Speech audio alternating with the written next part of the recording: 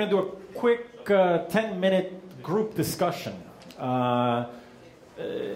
Already because of that, because of the first session, we had a couple questions separately came to me. How do I test this? What are some ideas for testing? I think that is exactly what we should discuss. Amongst the same groups, let's do the same groups. We're not going to confuse things. Or if you were thrown out of your group, then go recruit another one, join another one. So what we're going to talk about? We're going to talk about, for example, the same idea that you discussed. If you had one business there, what would be some ways? Brainstorm some ways to test the customer hypothesis, product hypothesis, any of the hypotheses. These are obviously the most important, customer, product. What would be some ways to quickly, easily, cheaply test it? Minimum viable product. Some ideas, okay? Think of what would be some ways that you could test it. I gave you some ideas here. Ask the people in your group. Maybe they have some experience, other ways of testing it. So do you understand? Everybody understands what we're discussing, right? The minimum viable product. How do we test customer and product? Okay? 10 minutes. Same groups. And go.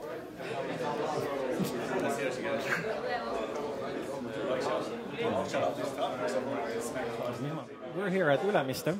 Our groups are working on their sessions, talking amongst themselves regarding testing. How do you test the things that we did in section 1? When you set up your product hypothesis, it is exactly that, just the hypothesis. When you set up your customer hypothesis, it's just a guess. Until you go out there and actually try it with live, real people who really have to pay for your service, you don't know whether they're willing to do it. So the teams are now working in the room amongst themselves, figuring out ways. What's the minimum viable product? How do you, in the cheapest, fastest way, get out there and find out if it works or not? Try it out at home. Do it yourself there with your groups.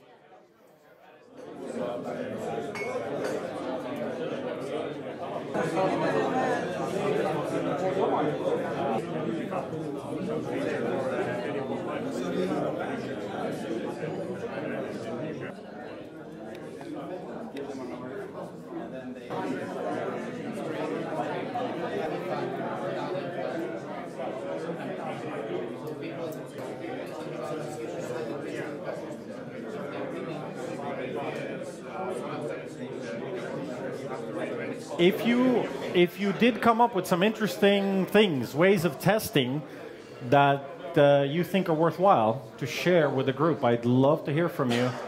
We've got a microphone. I'd stick it in your hand. Tell everyone. Anybody?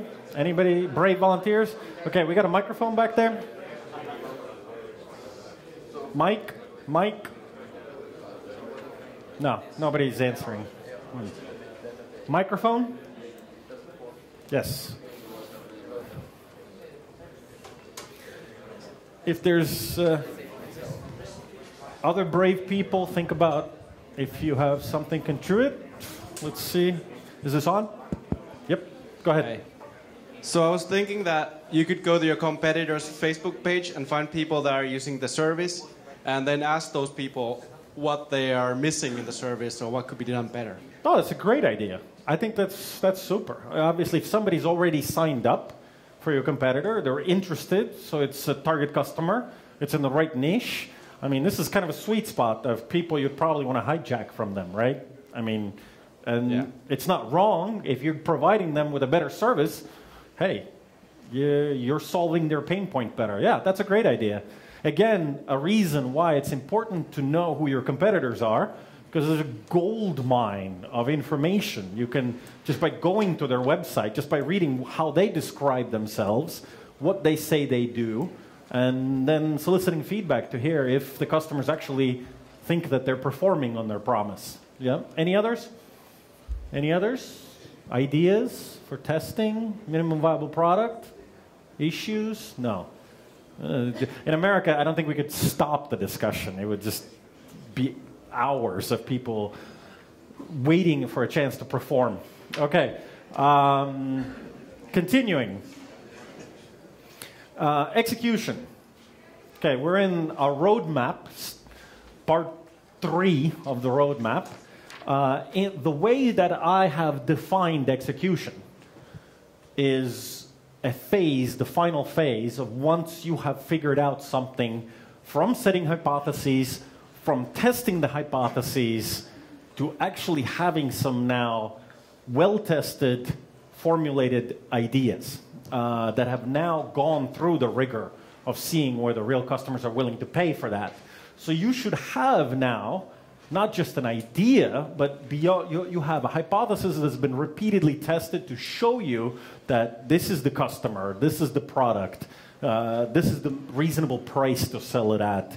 That's your target market. You will position yourself in a certain way.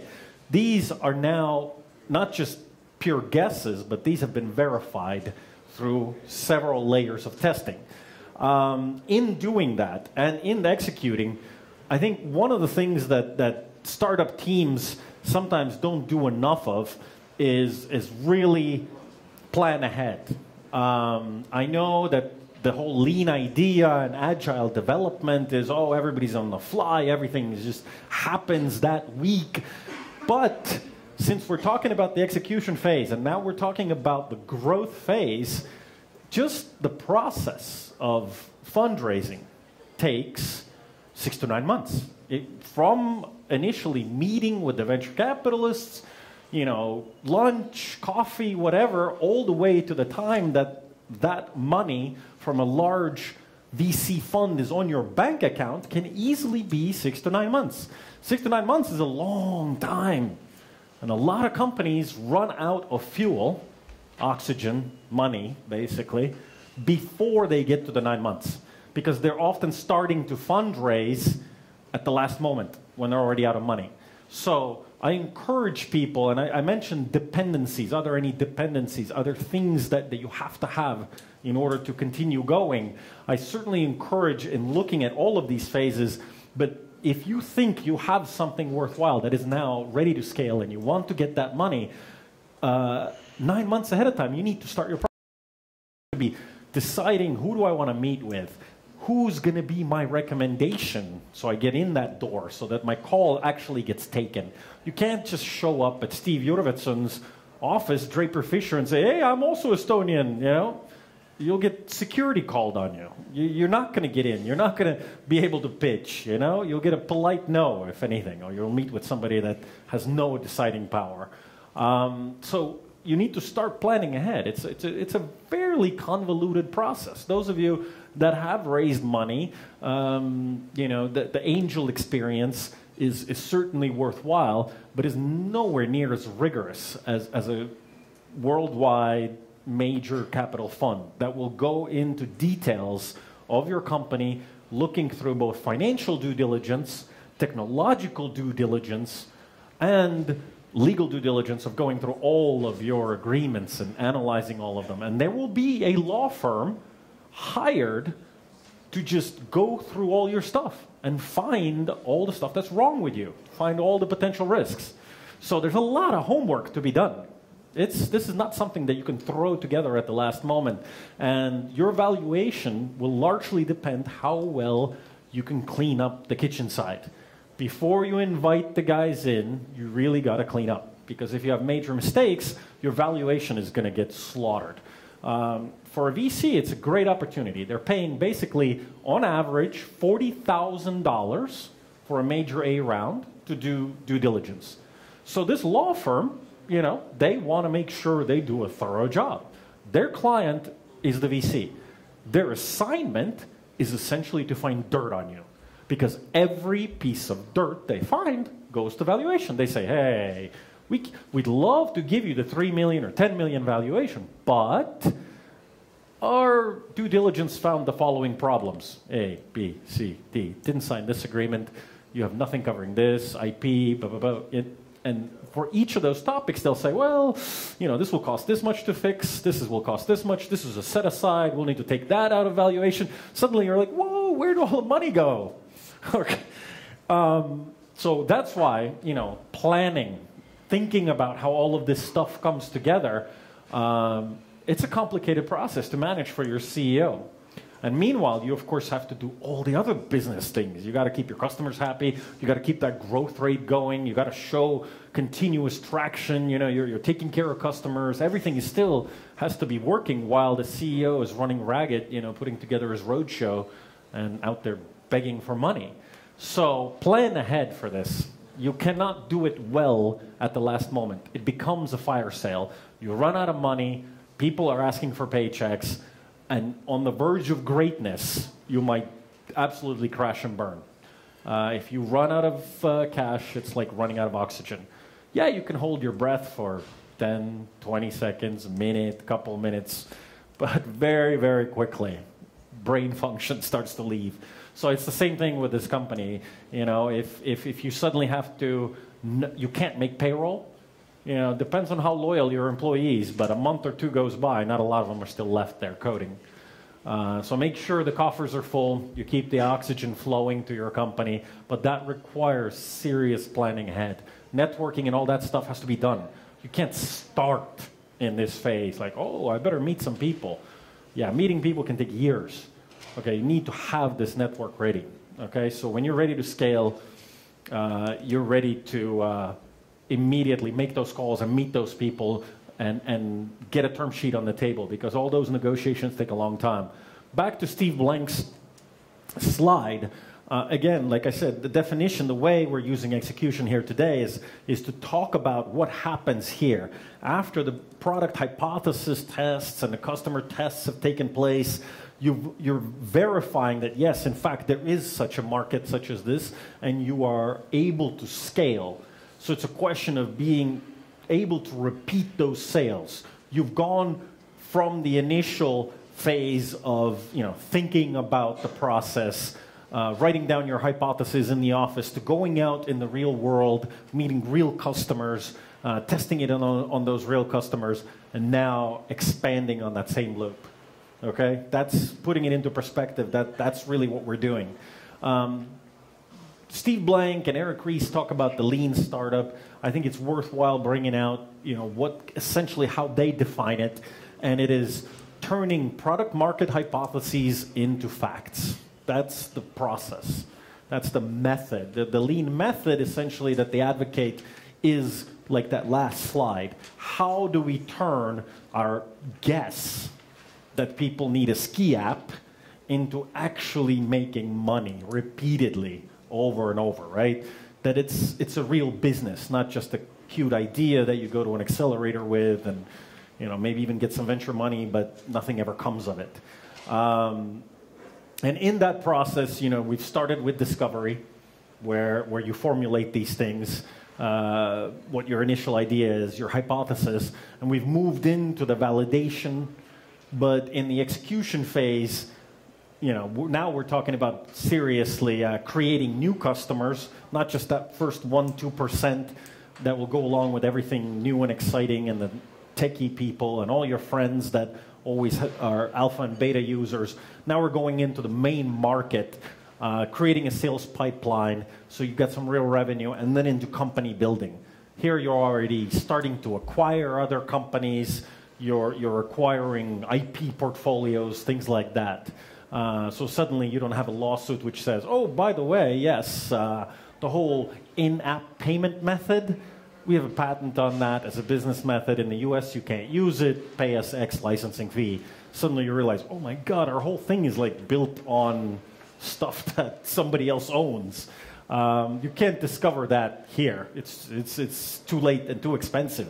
Once you have the deep pockets, you will get sued. So the homework that you do here will make sure that you can continue growing in that phase. But of course, a reminder again, before you get there, here you've done a bunch of back and forth trials. Trial and error testing, trial and error testing, trial and error testing. Something works repeatedly, then you start going forward. And like I said before, that's essentially what the investors want to see. So you've determined that you're ready to grow. Okay, you have what it takes to go forward because you have a repeatable business model, and it's scalable. Sometimes I use jargon, scalable. Everybody understands scalable, yes? scale, you can go large. Okay, go ahead. No, I have a question about the project planning you mentioned. I mean, what I have seen from our experience is like, if you put a very plan, some people want to really stick to the plan and don't want to change too much. That's another kind of effect. It's one of those Zen things, right? You need to have a plan, but don't stick to it too much, but not too little. It's one of these impossible things to capture, right? So it's more a guideline, okay? But the harsh reality is that certain things take a certain amount of time. And if you start your fundraising process and you only leave yourself 2 months, it is almost entirely certain that it's not enough time. There are certain processes, dependencies that you need to put in place and you need to track. And there are things, which makes it really complicated, that need to happen simultaneously. All of these trains need to kind of get there same time. And that is really difficult. And I think a lot of CEOs find that a challenge. They may be able to handle one thing, maybe two things, but that's not enough. When we're talking probabilities are multiplied. This is one of these things that I'm not a math person, but if you do an interview with a CEO, just a quick aside, if you do an interview with a CEO, okay, we'll put a 90 here. You have a good leader.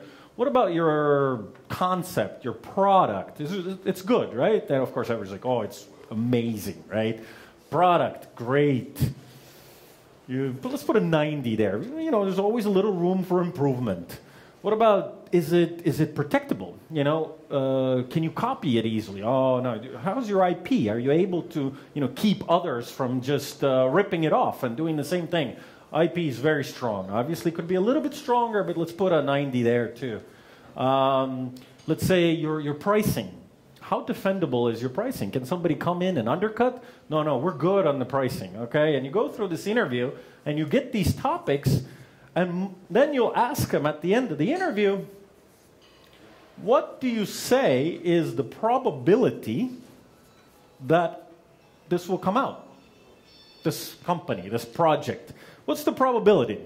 And they'll go, I'd say it's 90%. But this is the mathematical trap, right? Those of you that are smarter, I see nodding, because you've probably taken statistics or other advanced math that I don't comprehend. But you multiply these. Each of these is actually a 0.9, and you need all of these trains. You need the IP, you need the leadership, once you multiply all this through, and I think if you multiply more than, 6 or 7 of these, the probability comes to 0.47. If you get A's on everything, and these are dependencies that all have to be there, you multiply probabilities. It's not like you average or take what all of them are. You multiply probabilities, and suddenly you're under 50%, getting A's all across. That's not fair. I don't want to go to that school. I get A's, and at the end of the year, I fail. What do you mean? Yep, that's exactly right. That's the difficulty of managing all of this at the same time. Because turns out in math, if you multiply anything by 0, it doesn't matter what the rest of these were, right? Let's say you got great leadership, but somebody else's IP. You're not even allowed to come out. Court seizes, shuts down your servers. Sorry, you copied that from somebody else. Doesn't matter how great your CEO is. Doesn't matter, you got a great price. You multiplied 1 by 0. If you need all of these elements to come through, that makes it really tough, okay? Therefore, try to control as much as you can each of these factors that are within your control. There are going to be even things outside of here that you can't control at all. Let those black swans kind of come out of there. Just be aware that there's something out there, but try to control the things that you can affect as much as possible, because even doing great there is no certainty that it all comes out if you multiply through the probabilities, okay? So, in going forward, you have been able to repeat sales. So now you're ready. You go to the VC, you say, you know what? We have found this niche, it's great. They keep buying, they're happy, they ask for more. We've got a strong team. You know, we've got everything under control. Budget, it works. Financing seems to be. We know the costs. So now you're asking them basically for money to go to market and go large, go big. Take whatever you've been able to do on the smaller scale. You've got your 1 million visitors to your site or whatever, but you want to get to 900 million or be the next Facebook. That kind of thing is going to require some major investment. And how do you finance growth? Most people start out with some type of bootstrapping. You can only take that so far. If you want to grow quickly, bootstrapping isn't going to allow you to do it. You're going to have all kinds of problems. You're going to be dependent on how much money you have. Oh, well, we can't order that kind of programming because we don't have any money. We got to wait for this, this, or that. Did you have a comment back there? Yeah? What do you mean exactly by bootstrapping? Bootstrapping is trying to do the startup and to grow it on the side. You have a full-time job, you know, you're somehow trying to finance it through your regular salary, do it on the evenings, do it on weekends.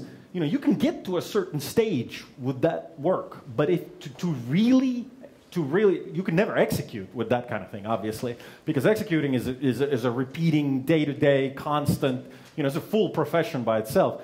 But even in the very beginning, it quickly becomes difficult if the CEO is not full-time. And if he's full-time, how's he going to eat? How are his kids going to eat? If he's working in a startup where there's no money, how's he going to pay rent? Very quickly, you're going to have problems. The wives, girlfriends, boyfriends, whatever, are going to say, hey, enough of that little fun project you're doing.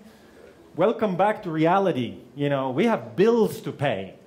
And the ramen diet, you know, that will only go so far. If you're in college, you know, there's a lot of, you know, you can do things and it doesn't take much. And you can stay up days and nights and do all that kind of stuff. But the further you go from that lifestyle, the more difficult it becomes to bootstrap. So I mean, by yourself trying to pay all the costs, okay? Then who do you turn to? Friends, fools, and families, usually who you turn to in the beginning. Mom, dad, rich uncle, you know, that kind of people like me. Maybe they're foolish enough to not understand what we talked about earlier in terms of risk. How in the beginning the risk is astronomical.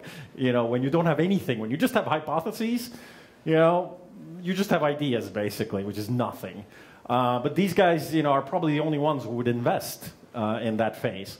So you go to them and you ask them for money. Angels are easier to find, obviously, in the US and UK, but even in Estonia, Finland, there are angels who are willing to put money, willing to take on that risk. All they want in return is 30%. So those of you that are obsessed with, oh, I gotta have majority, I gotta have control over everything, you are probably gonna have a hard time because these people will only give you in the beginning. This is not, you know, your FFF money is probably still, you're in the hypothesis phase. They'll give you, I don't know, 30,000 euros, 100,000 euros, and they'll want a third of the company for that. And you're like, that's insane. This is a great idea. It's worth millions. You don't buy bread with it's worth millions. It's worth nothing at that stage. Try to go to the store, see what they'll give you for your idea. I was like, I'd like to trade 2 of my ideas for bread. Sorry. You won't even get 1 loaf of bread for your ideas at the food store. So, okay, that's why they want so much. Yes, and they're greedy. But they have to be. They have to be greedy because if you're investing with this kind of risk premium, off of each successful project, you got to make up for the 9 that will certainly fail. So on average, it's not that much that you're earning, actually. And that's why the premium is so high. That's why it's so expensive in the beginning. That's why you have to give away so much of your company, because the investor is almost certain that you will fail. And portfolio system is the only thing that saves you. is that the 1 out of 10 projects pays for the other 9, okay? So that's how this works, and that's why some people have a shock, like, oh my God, you know, I'm working on this full time, and this guy just wants 30%, and he's just going to show up once and write me a check. Well, yeah, it's because he's writing the check. I mean, if you had the check, you wouldn't need him, right? So you can always say no. Okay, so everybody understands the FFF, and angels basically are more intelligent fools, or at least they pretend to be, or at least they tell themselves and their family that they aren't fools, that I'm angel investing. It makes it sound like you know, it's something much more sophisticated, like there's a system behind it or something like that. And actually it does. It does benefit to have a real system. And angels have organized themselves now into various syndicates. A lot of angels, the smarter angels, are joining groups. They're starting to do real due diligence. They're starting to sign real agreements. This isn't just, you know, oh yeah, fine, you know, I'll give you some money after 20 minutes of talking over coffee. Angels are starting to act like VCs ever more. And that's good and bad. It's good because more quality projects are getting through. Angels aren't losing as much money, therefore they're just wasting it, you know. As they're getting smarter, hopefully that means that they're making better investments, they're making more money, so they'll put it back in. That's the hypothesis. We'll see how it actually turns out. It's also in the testing. Okay, but from now on, if we're talking about really building a repeatable business model, we're no longer talking angels. Although there are a few angels in the world now who have the kind of money that VCs would invest. Millions in one round. Because there have been guys who've made a lot of money with exits. In Estonia, an example would be, you know, the Skype guys. With their exit, they had enough to create ambient sound, right? The whole fund was made or came from one successful exit. There are guys like that all around the world now who have had major exits, so that they suddenly have 100 million, you know, on their hands. And they don't have to answer to anyone. It's literally their money. Venture capital, it's a little bit different. And I'm going to go through, because I think it's worthwhile in this roadmap to understand, I was about to say to understand the enemy, but no, to understand your partners. What's their motivation? You should know what's going on in their head. It will explain why they're acting that way. But venture capital is really the right money at this stage. To scale, to go large, to go international, VC money is the way to go. Because it is meant specifically as a tool, it is meant exactly for this job. It only makes sense also for this job. And I will explain why. And in order to do that, I will first mention banks, which are of no use whatsoever.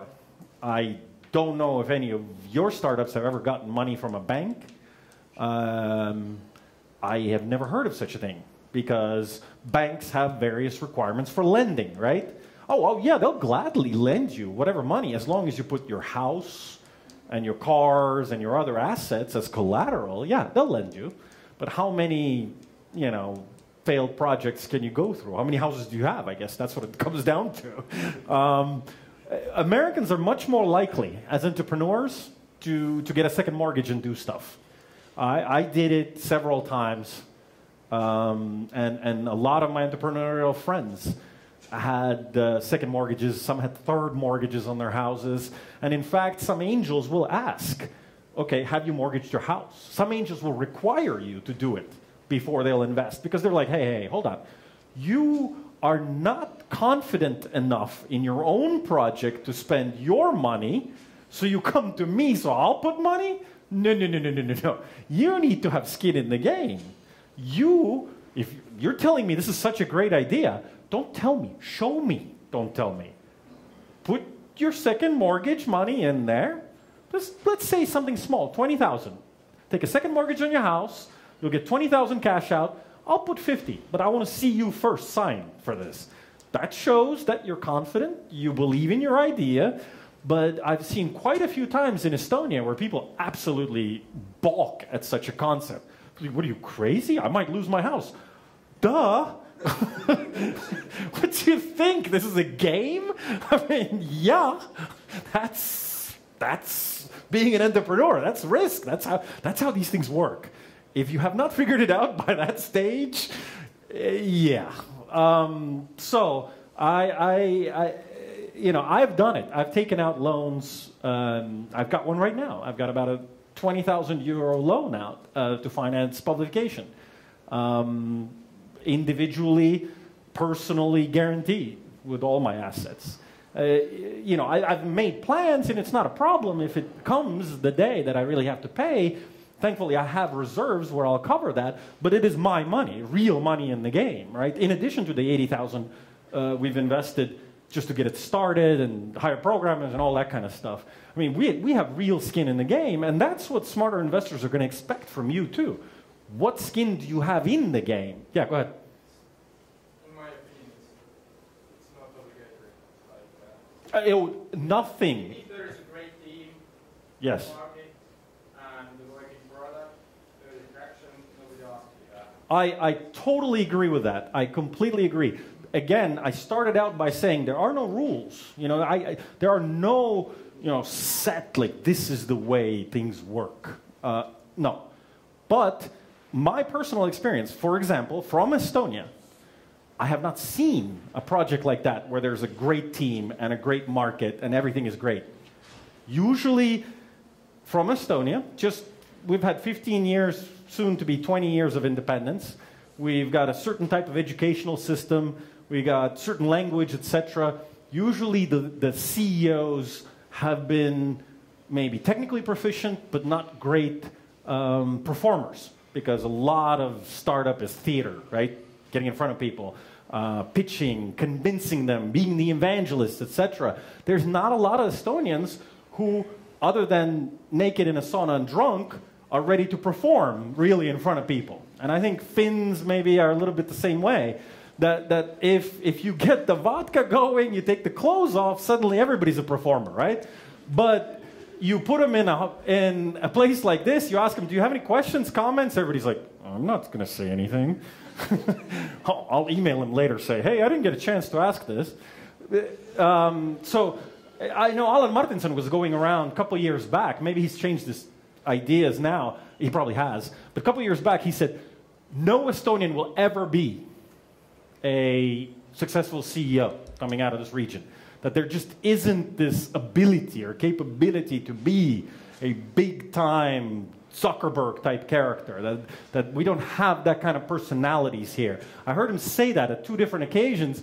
Again, like I said, he's probably changed his tune now. And also, to the credit of Garage 48, Yrjö Ojasaar, and these other projects, I think a lot of young new talent has come along that has been trained in these programs to be better performers, to understand more the theory, to understand the system. I think we are much better now. I think we're significantly better than 3-4 years ago. Alan is trained himself now. So. Yeah, well, yeah, he's taken a much more active role in his investments too, much more day to day.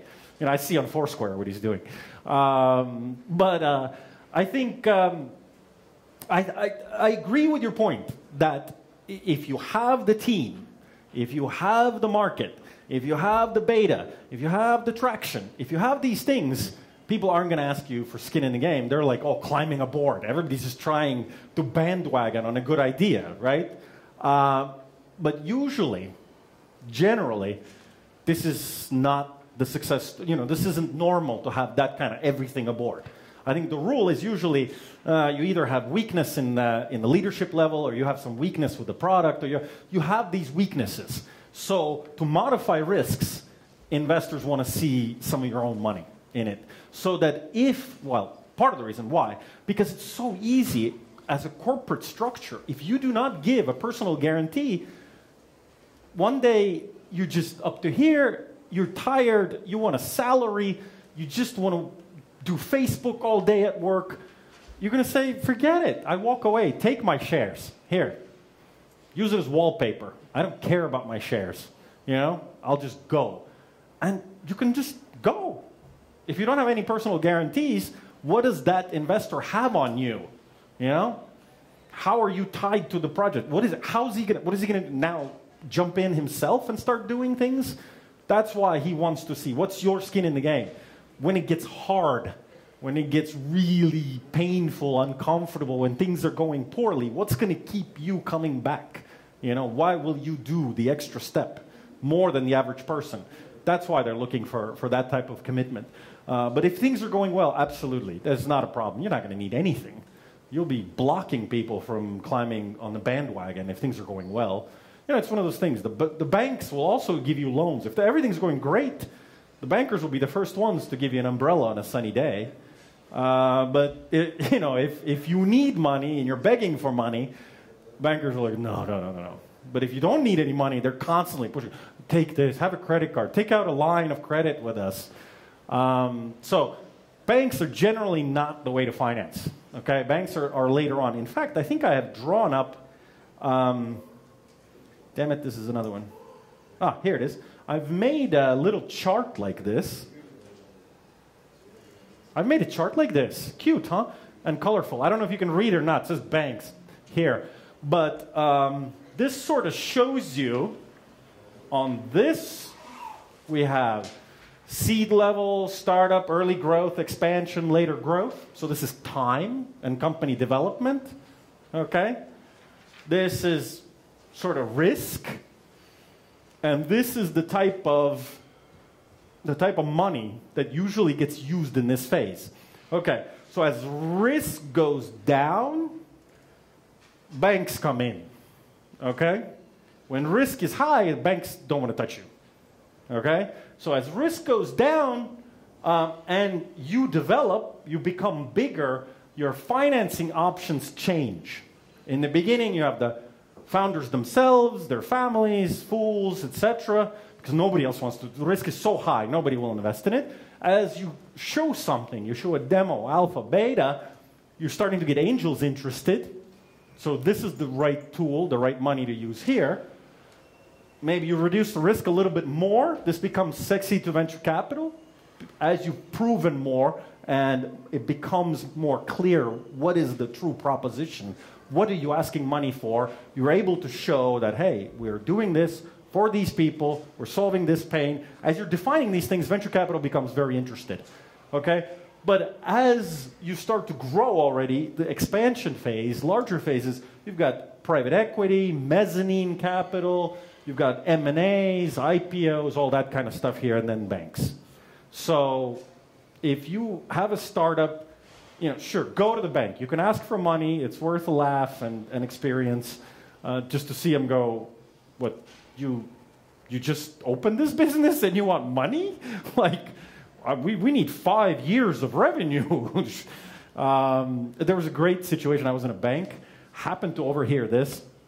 There was a gentleman, he was actually, I believe he was Russian. He was speaking half in Estonian, half Russian, and he was applying for a loan with his business. And they had asked him to bring his financials. And he had given the financials to the loan officer, and the loan officer was doing his job, i.e. saying no to people trying to borrow money. And so he's trying for the third or fourth time to tell him that no, there's no money coming. And the guy goes, but look, you told me if I bring the financials, you know, I will get a loan. He's like, no, I told you if you bring the financials and the numbers are right, then you will get a loan. He's like, what kind of numbers do you need? I'll bring whatever numbers. He's like, if that's what it takes, hey, I've got Excel. I can make whatever number. I'll bring you financials. So, yeah, he didn't get any money, I don't think. No, you got to get rid of the government for that. Okay, so this is sort of the map of risk, your growth, what's the right tool to use. Because you don't want to go beat your head at the bank door if you're here. You're not going to get it. There's no sense. Okay, don't waste your time. So adjust the tool. You know, you don't go chopping trees with a scalpel. You can, but it doesn't make sense. Okay.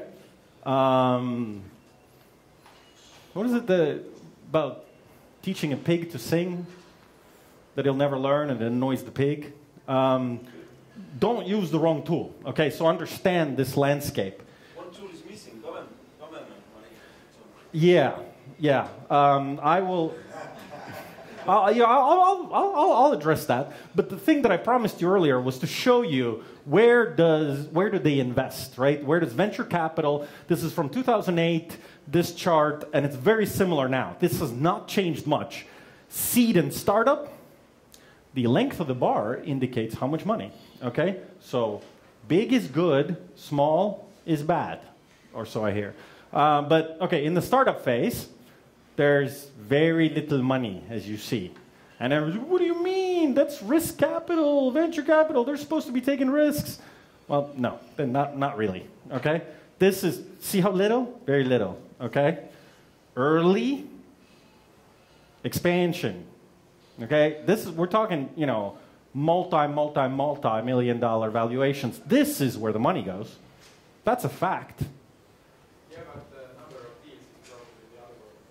Yes, absolutely. I agree.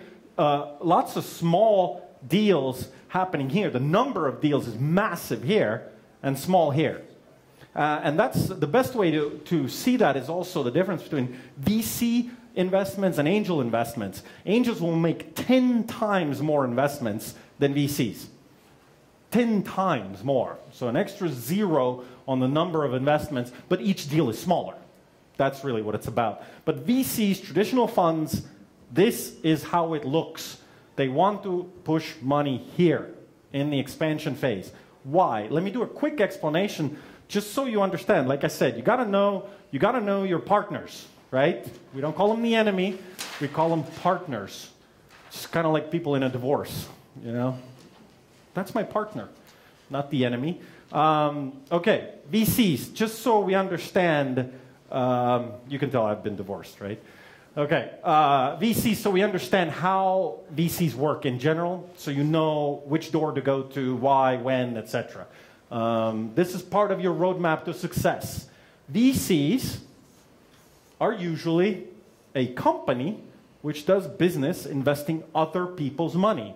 It's not like Ambient Sound in Estonia, that they're investing their own money, okay? Ambient, you get to do whatever the hell you want with your own money. You put it in a big pile, set it on fire, okay? You do that as a VC, you will go to jail because it's not your money, okay?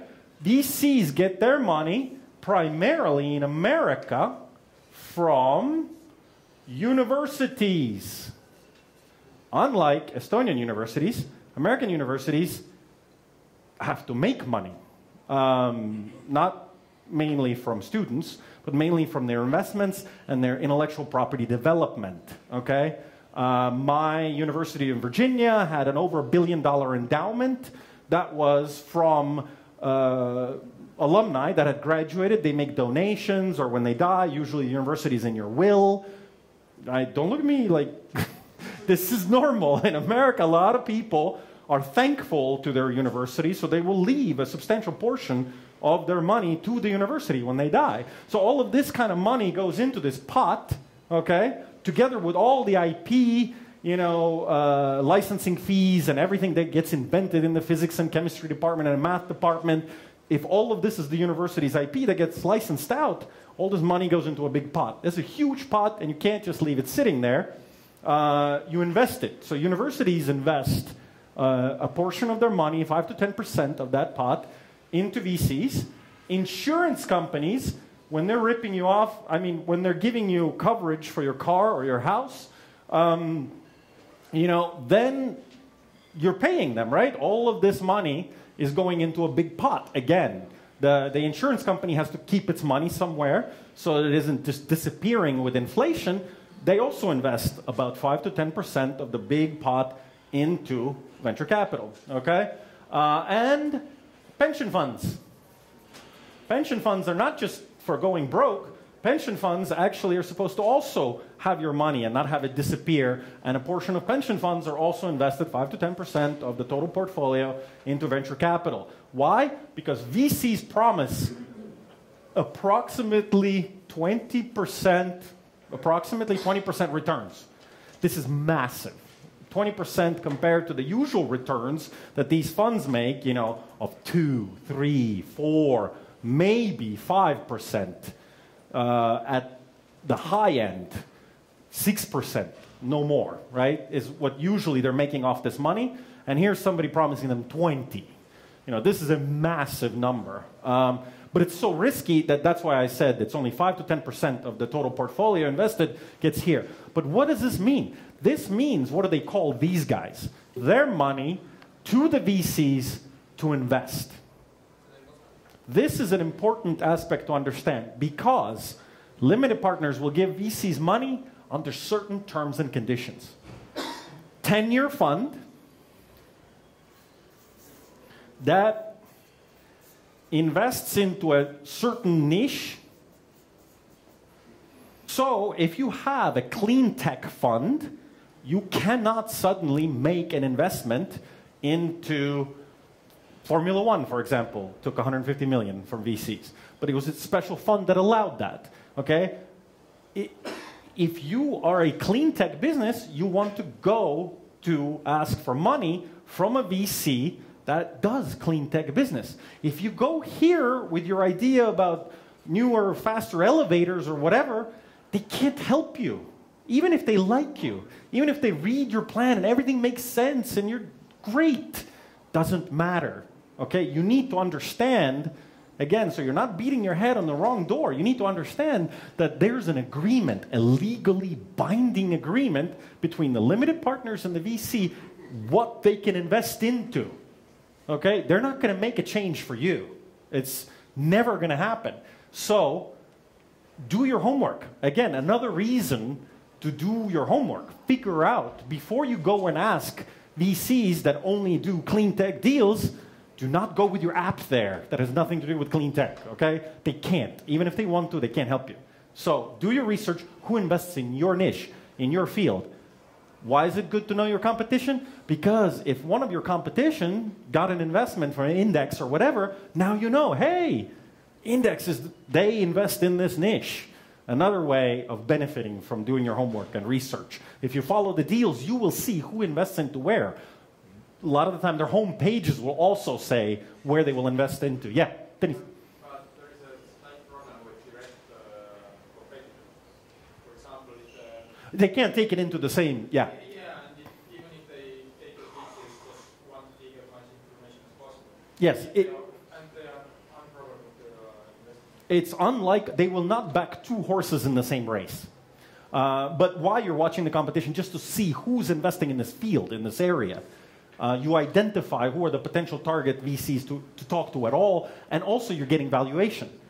If somebody invested into a similar company in your niche at this rate, you've got a great argument for the other VC that you should get the same rate. Okay, you have something like houses. If somebody sold a house on your street for this price, you have a very good argument why your house should be the similar price. Okay, so there's the one limitation is the niche. Don't go beating your head on the wrong fund's door. The other limitation is this year. Understand, please understand, that a 10-year fund means they got to get in, they got to get out, all in 10 years. So, if a fund is in its 8th year, and an average time for an exit is 5 years, you're not going to get an investment. They can't, okay? They're keeping the doors open, partly because they make 2%, 2 and 20 is the rule. They make 2% management fee. So if they have 100 million, 2% of it every year is theirs to pay salaries, okay? So in their 8th year, all their, well, I should not really defame them like that. I'm sure they're looking at deals, they're scouting, they're thinking, they're listening to you. They're not just wasting your time, but they're probably not going to make an investment because they can't get out in 2 years, okay? They'll do 6 months to 9 months of due diligence, then it's like a year left, and you don't want to be in that position because when that has happened to companies, they have been forced to sell.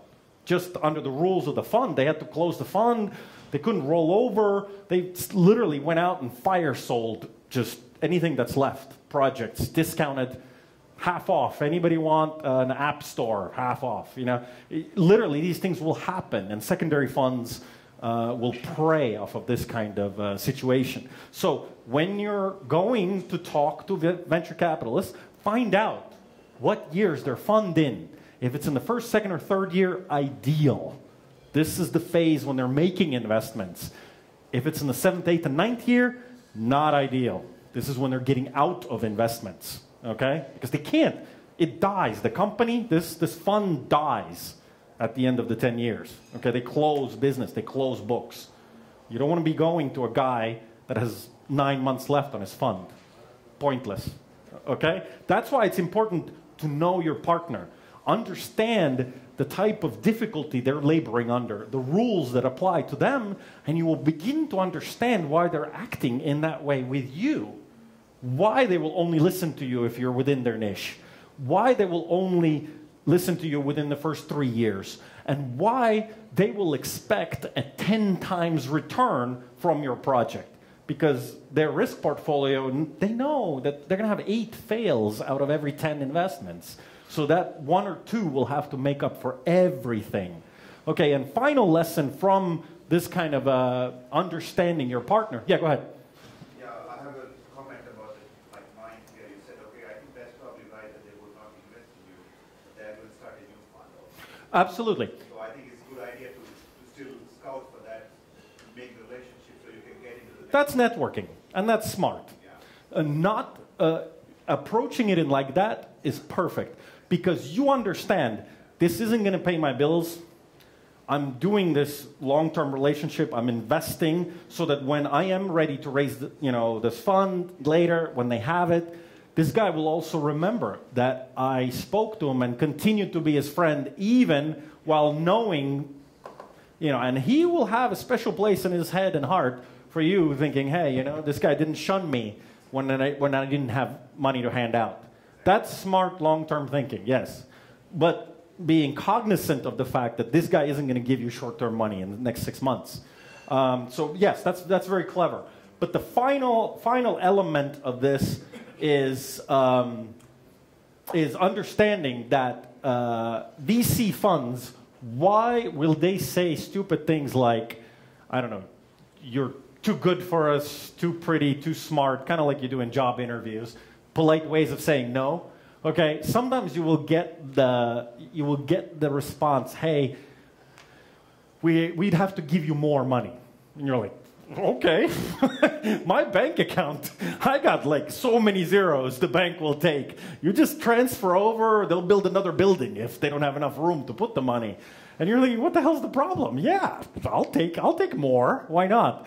Okay, what they're really talking about, they're talking about the fact that when they have this fund, right, then let's say they have a 100 million fund, $100 million, okay, or euros or whatever. They can make 10 investments of 10 million each. Or they can make 100 investments of 1 million each. Okay, if I give you an assignment and I say, okay, you can manage 10 projects and get a salary, or you can choose to manage 100 projects and get the same salary. Which would you rather do? Yeah. Most of us say, Jesus, I'd have to be insane to sit on 100 boards and go to all the meetings and read the memos. Too much. I can't do it. So I'll make 10 million investments, not 100 1 million investments. You're beginning to see why they will say stuff like, sorry, we have to invest more. Well, not into you, but we have to invest more. That's where that's coming from. First of all, it's the partner's time, okay? The VCs cannot devote so much time to all these little projects. That's for accelerators and, all the incubators and stuff like that, not for VCs. In order for the smart money to really come through and be useful to you too, they gotta have time. An average VC will sit on 5 to 7 boards. That's something else to ask them. How many boards are you on? If he's already on 7 boards, he's not going to have time for you. Even if he likes you, even if he wants to help you, he's only got so many hours in a day, right? So try to find a guy with smaller number of boards that he's sitting on, which means you will get more attention. But so if they have 3 or 4 partners, you can already calculate what's the maximum number of investments they will make if they sit on 5 boards each, 5 guys, 25. You can't. You cannot handle a much larger deal flow. So even if they don't tell you that, a smart person on Google doing some research will figure out the fund size, number of partners, multiply through 5 boards per partner, and you know how many they're actually going to make. Then if you're really smart, you'll see that they've already made 7, so there's like 3 or 4 slots left. So you're actually going to that meeting with a whole lot of inside info, which isn't really inside. It's all on the web, right?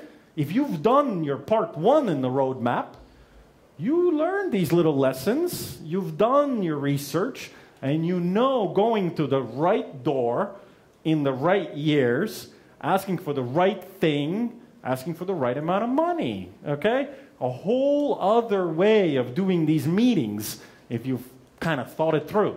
Versus, oh my God, where are the investors? Let me go pitch. That doesn't work so much.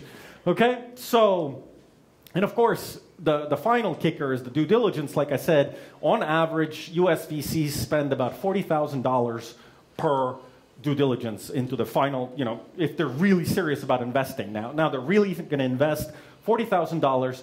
Is there any sense in making a $100,000 investment and spend $40,000 on due diligence? No, because your transactional costs are 40% of your investment at that point. It would be stupid.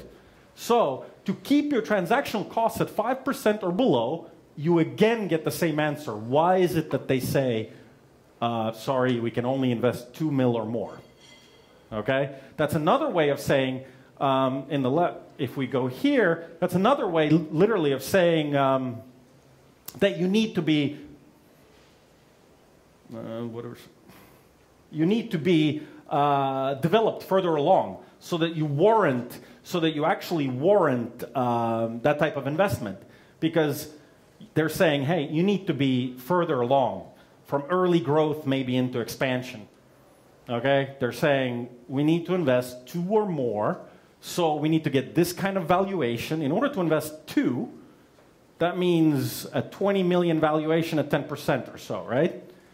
So what they're telling you is we only invest into companies with a 20 million valuation. Okay?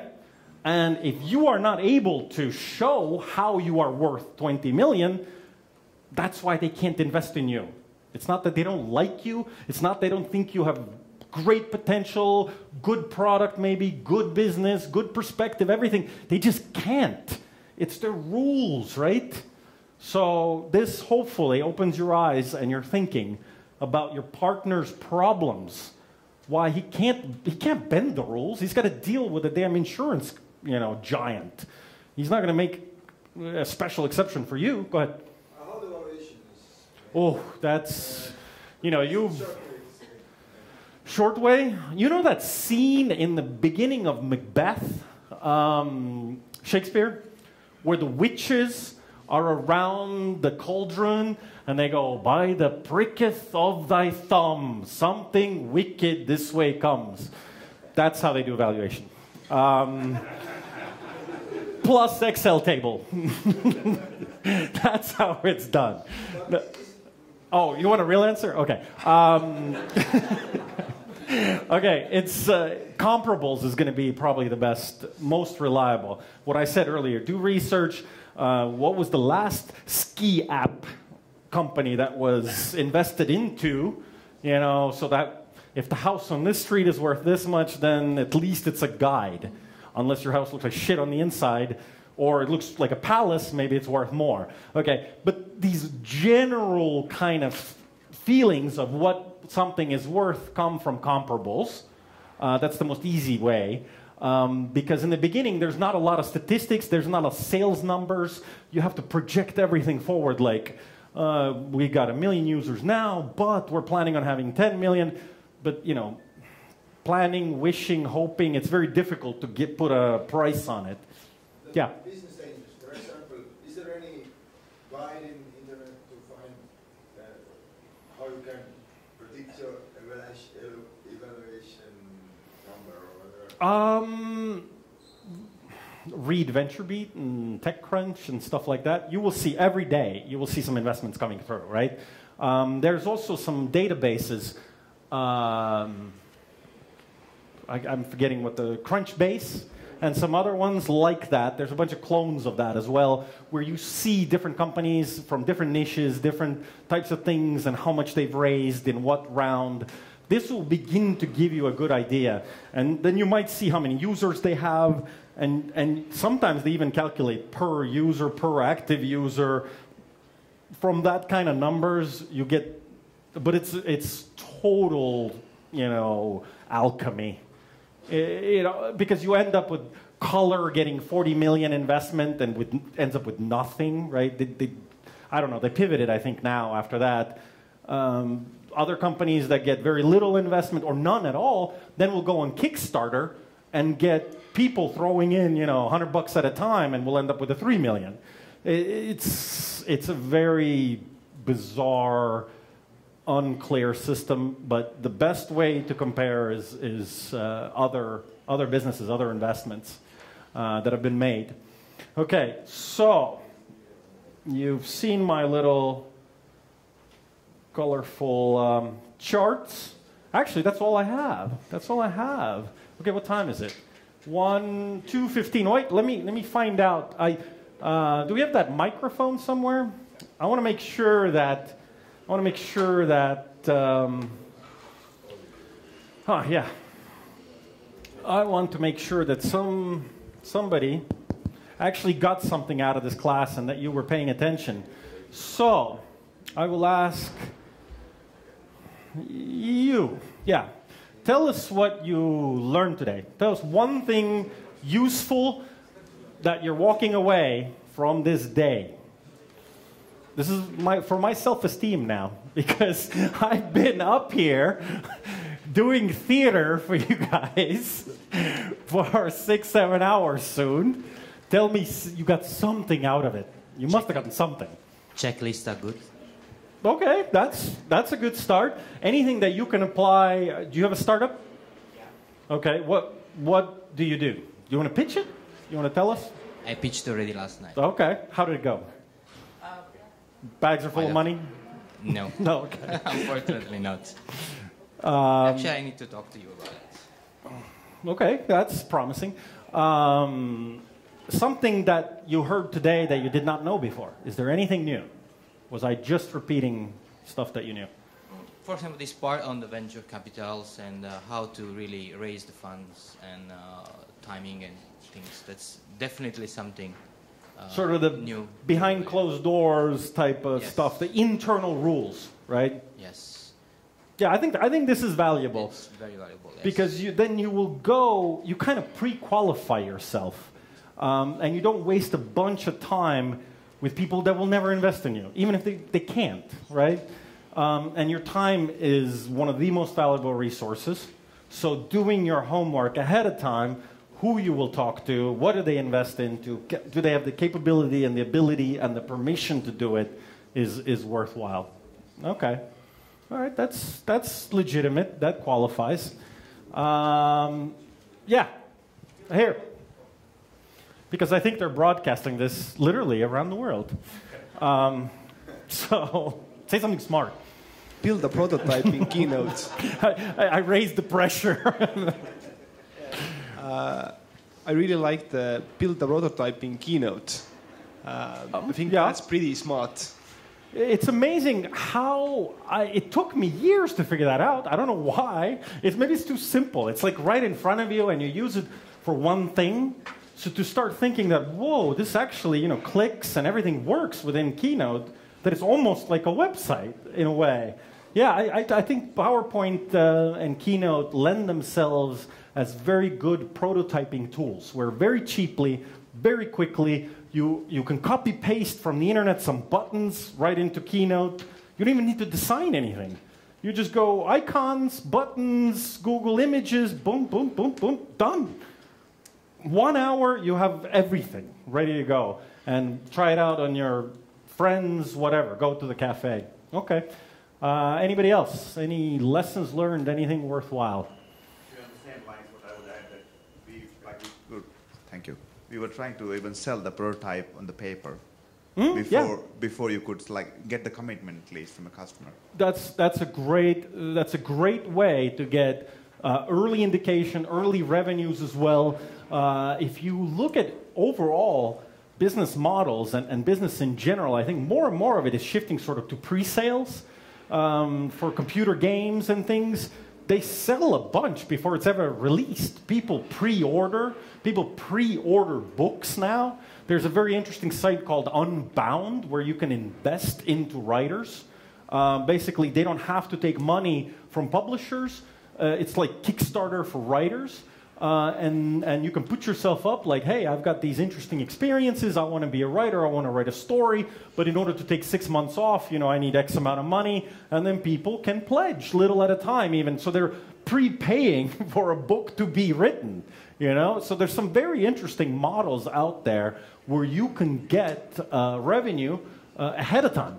If you look at the business model generation, the book, 450 people paid, it was $450. I think like 200 plus people paid $450 ahead of time to write it, to be part of that team. So it was making money before it ever even existed, right? So another sort of business model innovation. The book itself was an innovation of how to write something together. But you had another comment? Yeah, another comment which I think I missed a little bit part because I had a meeting with the customer here, but I don't know if you already covered. I was like, how about the business model testing? I don't know if you already have covered. I only alluded to that, and it was literally tied to the business model generation, the canvas, right? And each element of the canvas really should be tested through the minimum viable product or later alphas and betas, because the canvas is just a bunch of guesses. In the beginning, you're just putting stuff up there. That's why they recommend that you do it on Post-it notes, because you're probably going to end up taking them down and moving them around. It's just a canvas of guesses until you go out and test it, and then certain things you can start already writing in pen on there. I agree. I totally agree with that comment. We need something from the Finns, too. Yeah, this is one. Actually, to a previous comment, I remember we had in Finland, you may know of it, a similar kind of attempt to pre-sell movie tickets to support the production of a movie to the end. Yeah.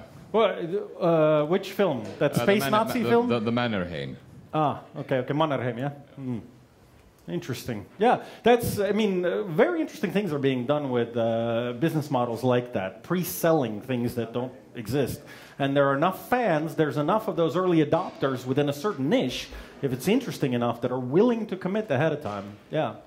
And that's worth exploring for all of your ideas, too. Maybe there's some way from the beginning to already start making money. That's a great indicator that people are excited about your product or concept, that they're actually willing to put money down. Anything else? To pick up what's already been said, having the checklist there or a structured approach is very useful for those of us who are entirely new to the area. Something to build from, not to obviously stick to point by point, but to build from.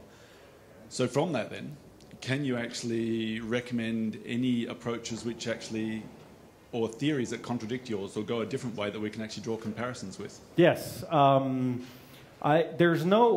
of all, even within Lean Startup, there's this, it's like with religions. You get these groups, and then, of course, you have one group that still doesn't believe in it, splits. And within the Lean group, for example, there's a certain school of thought that says a minimum viable product must include monetization. That you can never trust the customer to say what they really want or think if they don't pay at least 1 cent. So attaching even a 1 cent price or a tweet or something, that it literally you are forced to show actively that I like this or I'm willing to buy this, but to actually take an affirmative, step that isn't just free, I'll do free. That's an important one, and I sometimes weigh that myself, and I think about that as sort of a reality check. That if people are really willing to commit money or 1 cent.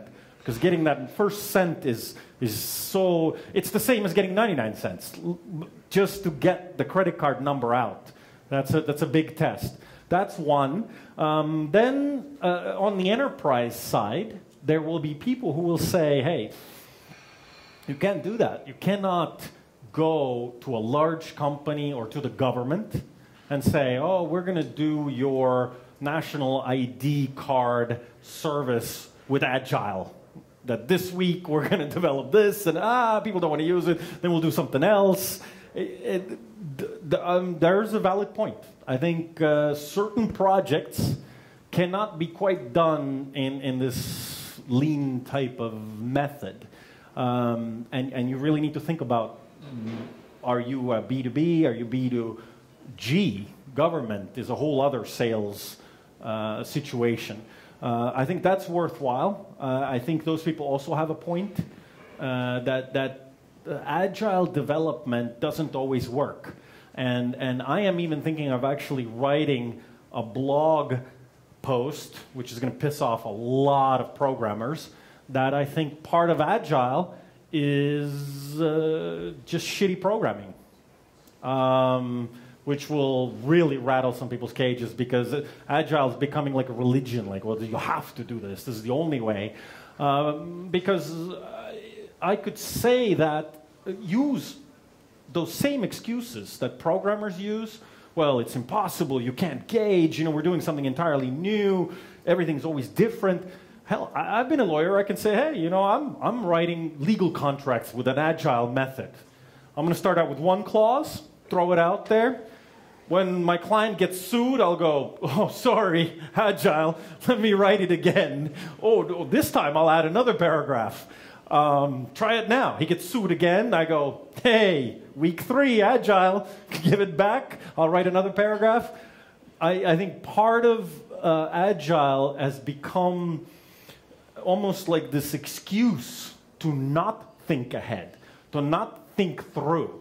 As a lawyer, as an architect, okay, hey, sorry, the top level collapsed on the building. I'm building agile. You know, I'm going to add another layer later that works.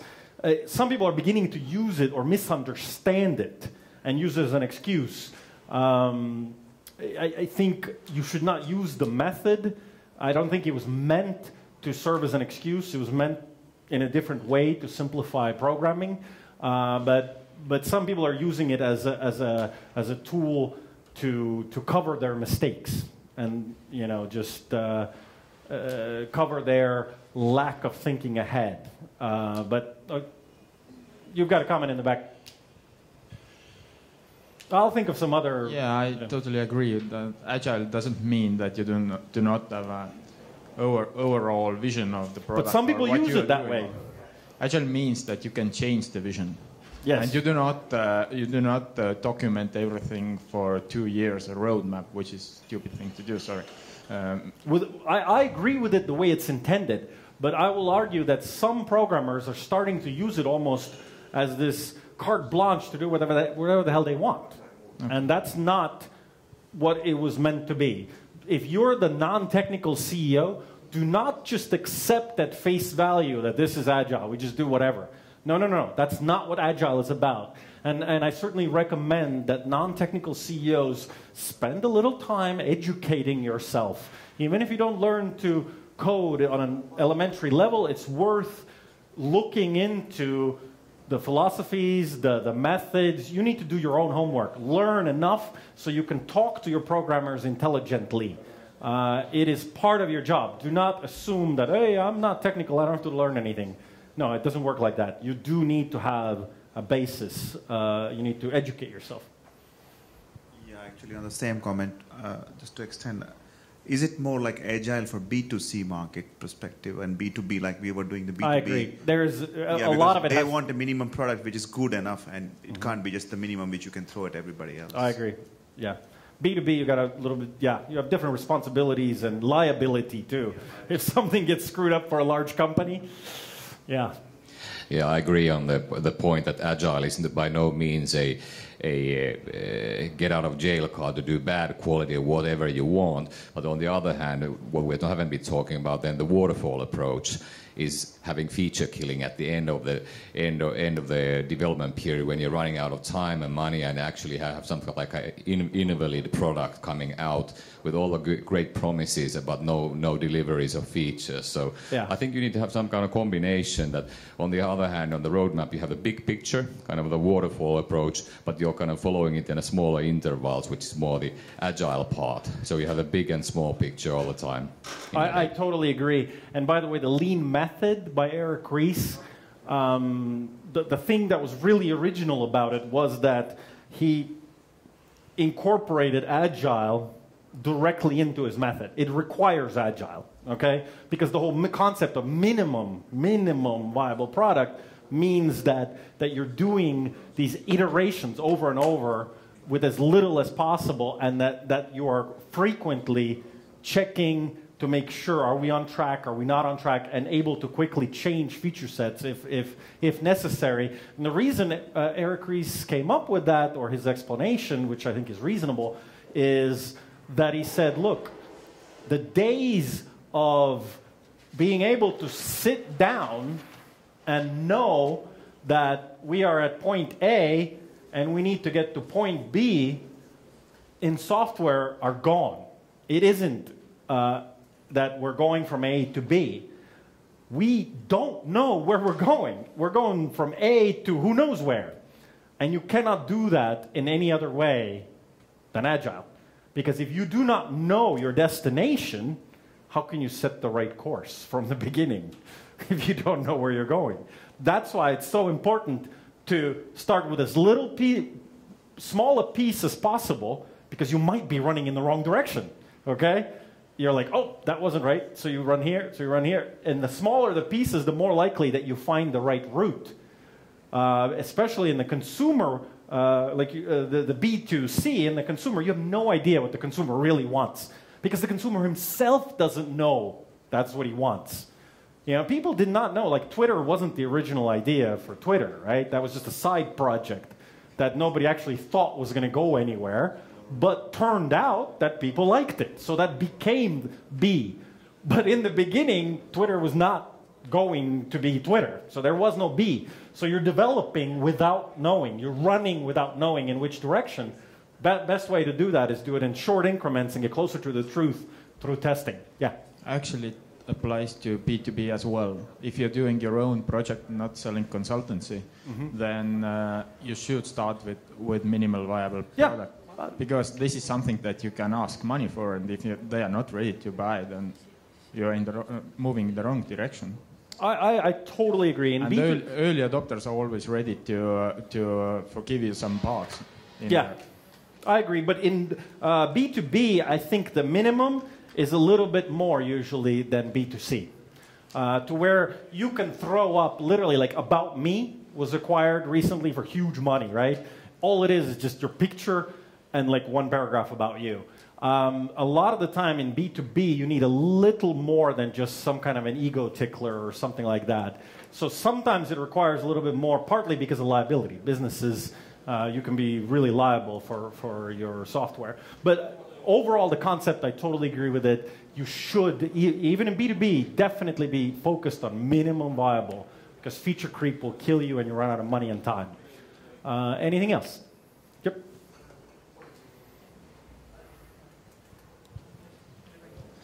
My name's John Thankstrom, and I wanted to tap into your legal experience, if I can. Okay.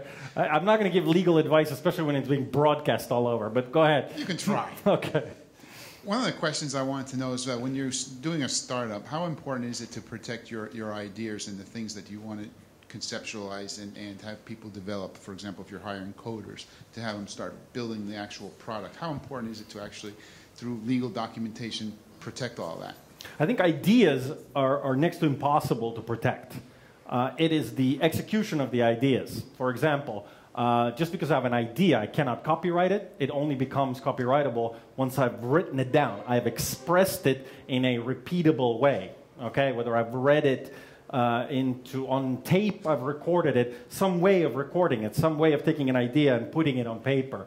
These things can be protectable. Just a concept or an idea is not something that you can protect very effectively. And overly concerned, I would not be overly concerned about protecting things in the beginning because you don't know yet what you're going to do. However, I pointed out on one of the slides, in planning, you need to think through where will the core of your competence be and make sure that core is protected. The easiest way to do that, when you talk to partners that you're sharing this information. For example, you mentioned specifically hiring programmers. There is absolutely no reason why you would not use an agreement. I mean, there are free agreements on the internet. Just use a consulting agreement, and that will have all the basic points of probably of confidentiality, non-competes, things like that in there. There's no reason why even a small startup does not use a simple 2-3 page consulting agreement, which makes it clear, hey, if you're designing a logo for us, this is a work for hire, it is for us, we can do whatever the hell we want with it. The moment you hand it over and we pay your bill, it is ours, you have nothing, you have no rights, okay? Because you're buying it from them as a work for hire. If you don't want to buy it like that, make it clear, hey, we're doing this, you're going to get 10% of the company shares or whatever. But whatever you're paying, make it clear where the rights are. I think that's simple. That's a non-disclosure agreement, NDA, 1 page. You can get by easily with 1 page. Or with that, I would use definitely some type of a consulting agreement. So it's clear that I am buying from you for money, and you will give me the work product when I pay you. So that's obvious from the legal agreement, because that is an area where people forget, and then 2 years later, they can't even find the guy, and they have no way of verifying who really owns what. Couldn't you be also asked the question by an investor sometime later on, like, how have you been protecting this idea? Not could you, it's just a question of when. It will for sure, a VC will go through your IP strategy. You will have to outline all the steps you're doing. You will show, if you're smart, you will have a whole presentation about, well, these are the agreements we sign with our employees. These are the agreements we sign with consultants. This is the non-disclosure we use. This is how we control IP within the company. We use this kind of encryption on here. You can only log in like this. You know, I mean, you'll have all of this outlined. Anybody that invents something that could be a business method in the US, we have a form for filling it out. You know, so that you show that you have a strategy, you have a plan. It isn't just by accident you end up filing something or finding something, that you have a method that you're actually following through on this. And examples of that can also actually be found on the internet for free. Just an IP development strategy. The reason I asked you all this, you probably know that Microsoft, Nokia, and Aalto University are working now together. They're putting in about 18 million euros over the next 3 years for the development of the Microsoft platform. But it also allows other platforms to be developed, just that you have to release the Microsoft, you have to let Microsoft have 6 months lead before you release anything else. But what some of the Finnish teams have told me is that there's a lot of involvement of students in other projects. So I'm just kind of concerned about the musical chairs syndrome, where they're involved in more than one project. They see interesting things going on in one project and maybe take those ideas over to somewhere else. So how do you protect that idea? Because I actually believe that the quality is more important than the quantity, and I think that should be the focus, that if you have some summertime free time, you should be focusing on one specific single project and put all your attention there, and not sharing ideas of the company that you might be working for. So that's why I want to really get your thoughts about protecting that idea, and like you say, protect it through agreement. Again, we have to be careful about defining what's an idea, right? I mean, actually taking like if you have a Microsoft Windows app that you want developed, that's fully functional and does everything that you want it to do. That's already more than an idea. Well, yeah. Right? I mean, this is already some type of a project or a widget or a demo or proof of concept. Yeah. But this is a little bit more than just an idea. Ideas are generally not protectable, okay? Just a thought that you have, right? But when we're talking about code already, you've got copyright that applies to that. automatically. You've got database rights. You have legal rights that will attach to anything that you begin to record and type and express on paper. I think there's an interesting area here in law. I know that some countries, I can't remember exactly, was it Sweden one of them? This might be a case where I think in Sweden, students will have the rights, I'm not entirely, but I heard at this conference that in Sweden, students have the rights to their inventions, even in a university. In Estonia, I think the law is that they don't, that the university owns the rights. If you do something in a university project, in a class, then the law works in such a way that it's automatically presumed to be the university's. And that if the student goes out and uses this, then they're violating university laws. And in Estonia, that can mean not just civil penalties, but also criminal penalties, potentially. But I think in Sweden, one of the only countries in the world where they have created sort of this safe harbor that students get to keep their, the fruits of their labor. But the university often in Estonia shares these ideas or licenses it out or allows it to be shared. But I think it's still the actual right in a school project belongs to the school. Yeah? I just wanted to ask that, have the students signed this agreement that this author rights are This is another interesting area of law. In America, I know that these things have been through courts. In Estonia, with its very, very short judicial history, you know, very few things have ever made it to all the way up to the Supreme Court in Estonia, and vast majority of this has not been tested. But I can tell you, in America, generally the law with universities is that the contract between a university and a student is the collection and the compendium of the literature that get exchanged between the student and the university.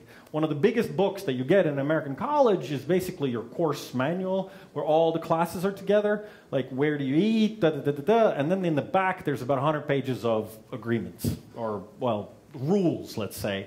There's various behavior rules, you know, you can't drink if you're under 21, I don't know, guys' dorms, girls' dorms, there's all of that is in that book, and that's considered a contract between you and the university.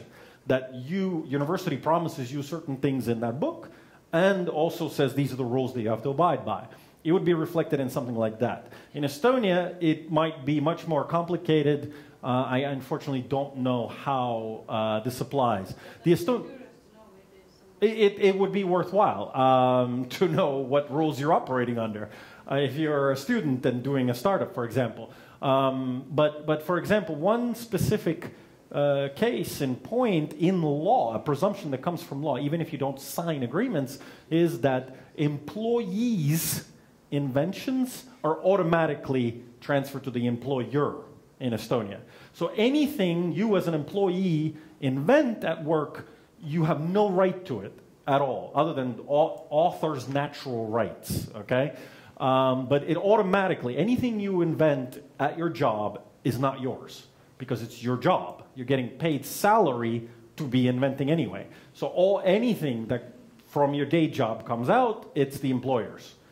Which is why it's so important when you hire contractors, they are not employees, okay? Contractors are not employees. Contractors are independent contractors, equal to the so-called employer. Therefore, that contract has to be explicit that the rights are being handed over, because the protection of the employer-employee situation does not apply, because they're not in a dependency relationship, employer-employee, but with a contractor, it's two companies making a deal. Okay, that's the difference in IP law going to an employee versus a contractor, which is why the documentation is so important. Of course, with employees, you've got this whole issue, which it always comes down to, in the end, they go, but I didn't write it during the day. I wrote it at night. And you're like, well, you know, where did you write it? Well, I was at work. Well, you wrote it on our computer, so it's ours. So you start to have these kinds of discussions. Worse yet, the person wrote it at home, but they're using their company laptop and maybe internet connection that the company's paying for, and maybe they're even getting some kind of home office. So really, their home office might also be their office. And this is why this gets so complicated. Skip it all. Don't get into discussions like that. Have a one-page agreement with your employees, too, that says, okay, the law says this, everything gets transferred, and the agreement between you and me, aside from the law, is that anything that gets created in this entire time is the company's, or whatever agreement you want to agree into, or anything that gets created on this computer is the company's. But set your own rules so you're not, so you don't have to rely on the court to decide. Because the court, by the time you actually get in front of a judge, and it might be years, you can't, that's not operational in a software business, years. You need, in a matter of days, you need answers right away, So it's better to have something in place which specifically says what's the deal. Yeah. I had a discussion with one of my legal buddies, and one. See, lawyers have friends. You heard it. They have friends right sometimes. There. Yes, he admits it. Money has always friends. Okay, but the case was that they were in a gaming company, in a startup, and they had for the employees type of a rule that if you're going to do something on your own, it's quite fine in the company premises, but please use your own hard drive, for instance, and take it away when you. That's a very specific rule. It's always good when you do rules. It's always good to have something that. What happens when you don't? Or how do you measure? The hard drive is very simple. It either is on the hard drive or is not. Okay? Very simple to verify. If you got to decide, you go to the hard drive, you check it. Is it on there or is it not? And you have a solution. If you say, to be determined, a board will decide. If you set up that kind of rules, these are very amorphous, takes a long time, you get politics, it gets ugly. Better to have simple rules, very obvious simple rules. More? Comments? Last call? Last chance? Going? Gone. Okay. That concludes at least my portion of the theater for the day. You can do your own performances, pitches, etc., and networking. Meeting people after here. I think there's a little bit of coffee and some snacks, perhaps. No, we're scraping the bottom. Okay, it's been a long day. I hope you enjoyed it. I did not waste your time, I hope. And if you have questions, tweet me at Yrjö or email me, okay? Thank you.